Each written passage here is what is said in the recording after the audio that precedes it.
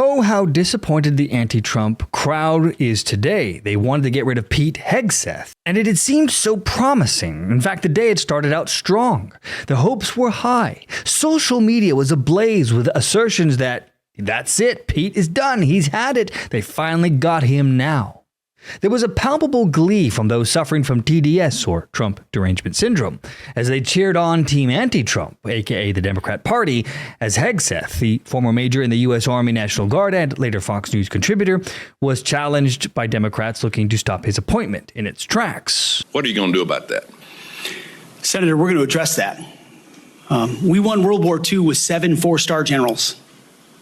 Today we have 44 four-star generals. There's an inverse relationship between the size of staffs and victory on the battlefield. We don't need more bureaucracy at the top. We need more warfighters empowered at the bottom. So it's going to be my job, working with those that we hire and those inside the administration, to identify those places where fat can be cut so it can go toward lethality. Do you know that being drunk at work is prohibited for service members under the UCMJ? Senator, those yes are or no? Multiple false anonymous reports peddled by NBC News you know that run directly contradictory to the dozens of men and women at Fox News Channel who I work with, I'm not who came hearing on the the answer record to my question. And said in your opening statement, Mr. Hegseth, the offensive, extremist, racist tattoo that you have? It's a tattoo I have right here, Senator. It's called the Jerusalem Cross. It's a historic Christian symbol. In fact, interestingly, recently I attended briefly the memorial ceremony of former President Jimmy Carter on the floor of our national cathedral. On the front page of his program was the very same Jerusalem Cross. It is a Christian religious symbol.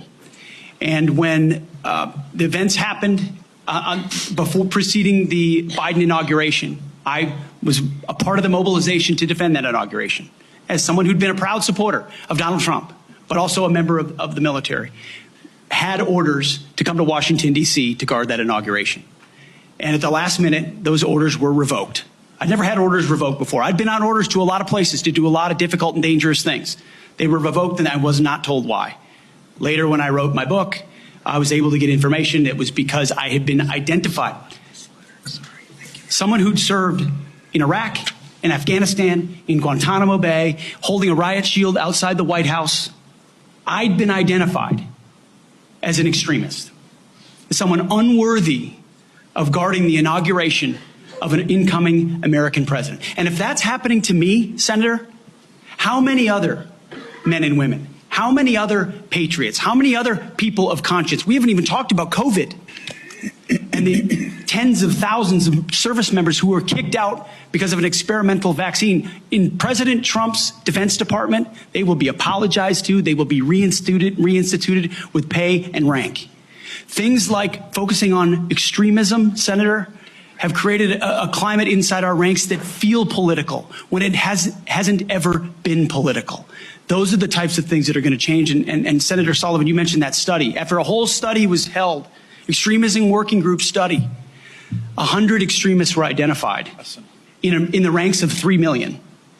And most of those were gang related. So it was a made up boogeyman to begin with. You, Mr. Hegseth, are not the extremist. The people who would deny you your expression of faith are the extremists. They're the racists. They're the bigots. You're the one that is protecting their right to be one. Thank you for that. You mentioned the word accountability, which is something we have not had for the last 4 years. Are you aware of these messages being sent to officers? Certainly I'm not aware of that. It's not one of my efforts, but there's been no accountability for the disaster of the withdrawal in Afghanistan. And that's precisely why we're here today. Excuse me. Is that leadership has been unwilling to take accountability. It's the time to restore that to our most senior ranks. As Secretary of Defense, will you support women continuing to have the opportunity to serve in combat roles? Senator, first of all, thank you for your service, as we discussed extensively as well. It's my privilege. And my answer is yes, exactly the way that you caveated it. Yes, women will have access to ground combat roles, given the standards remain high, and we'll have a review to ensure the standards have not been eroded in any one of these cases. That'll be part of one of the first things we do at the Pentagon is reviewing that in a gender-neutral way, the standards, ensuring readiness and meritocracy is front and center. But absolutely, it would be the privilege of a lifetime to, if confirmed, to be the Secretary of Defense for all men and women in uniform who fight so heroic. They have so many other options. They decide to put their right hand up for our country, and it would be an honor to have a chance to lead them. In other words, you're quite sure that every general who serves should not go directly into the defense industry for 10 years. You're not willing to make that same pledge? I'm not a general, Senator.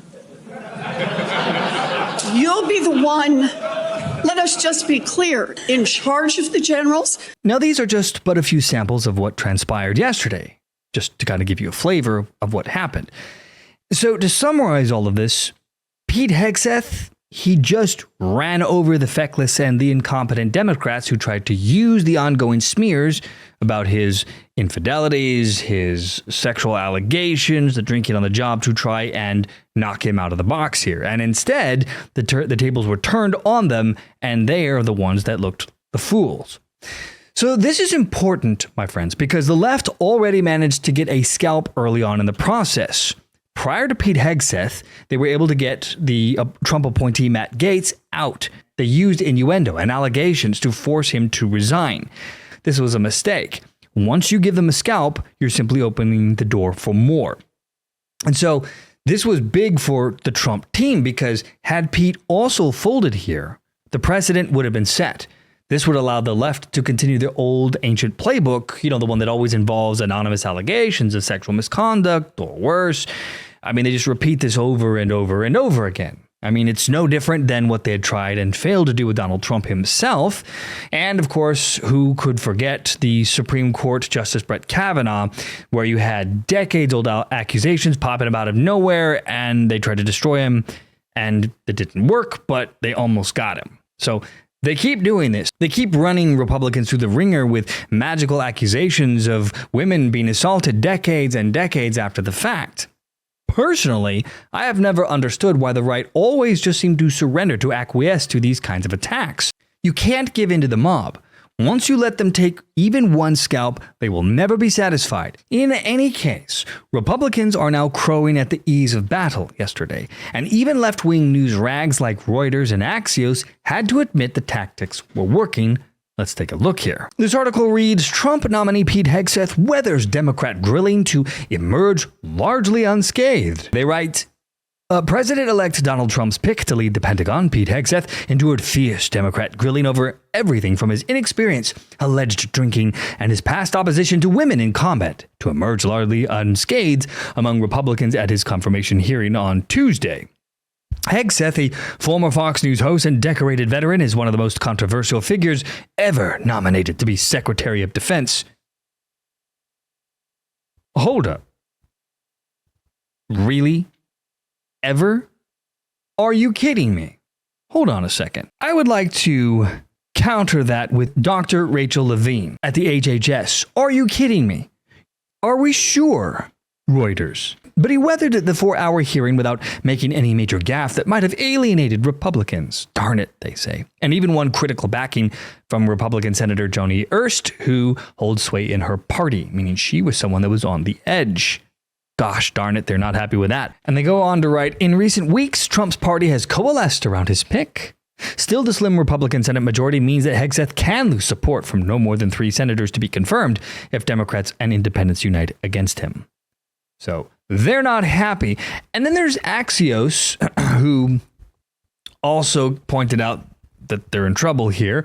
They write, the Trump transition proved today that it can impose its will on the Hill, even with a nomination that looked cooked before the holidays.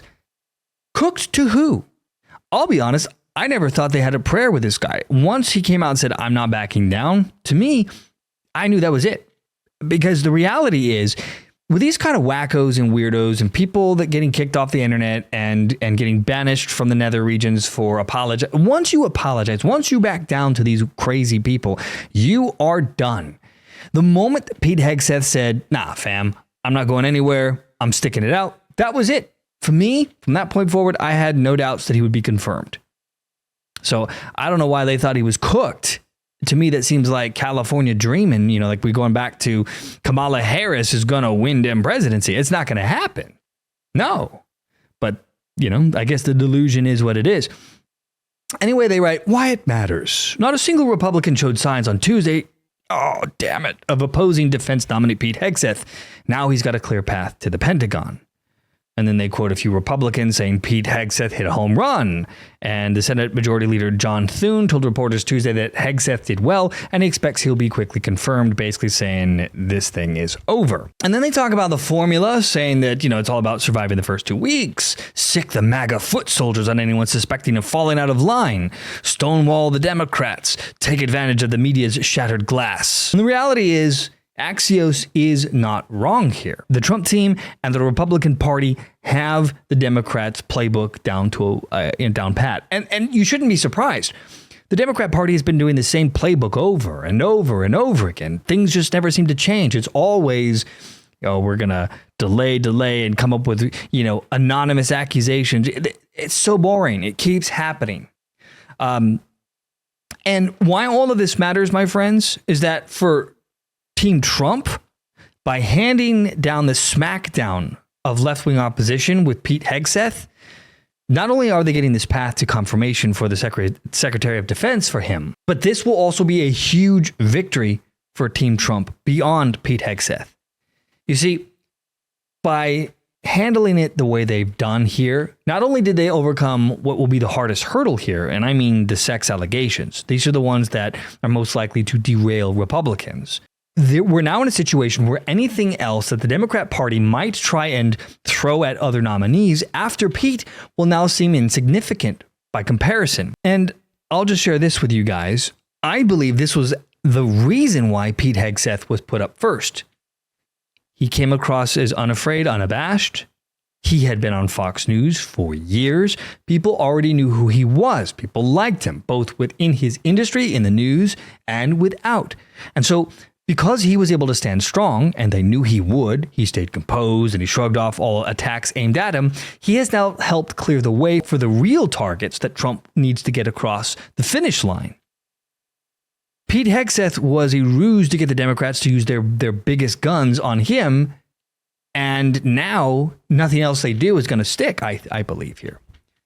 And why this matters is someone that Trump absolutely must see through and get nominated is going to be Robert F. Kennedy Jr. You see, his nomination carries an extra important weight for Team Trump because RFK also represents a sizable Democrat Party voter group. Donald Trump's handy victory over Kamala Harris is due in part to RFK because RFK brings in a lot of independents and a lot of disgruntled Democrat voters.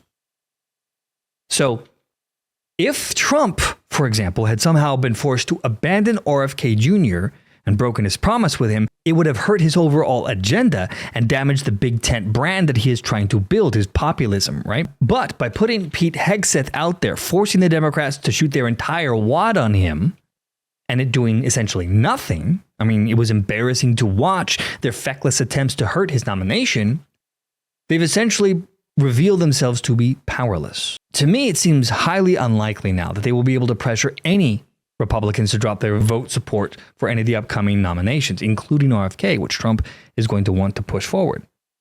So the Republican strategy here is clear. They are going to continue to prioritize political expediency over potential concerns about nominees' qualifications. They're going to continue with this move fast and get it done approach in the Senate. And so far, it looks like they're going to knock it out of the park here. So to reiterate, I believe that the Hegseth's successful navigation of the confirmation process is going to create the domino effect that the Trump team wants, which I highly doubt the Democrat Party will be able to overcome now. So, especially since they're continuing to bicker and fight amongst themselves over the implosion of their party. But what can you expect when you've ignored the will of the people? What do you expect when you've been focused on stupid bullshit policies that most Americans don't care about? You know, they've lost their damn minds.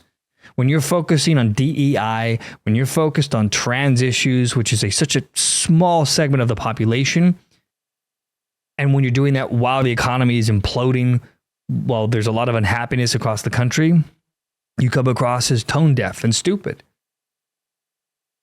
None more so than Kamala Harris.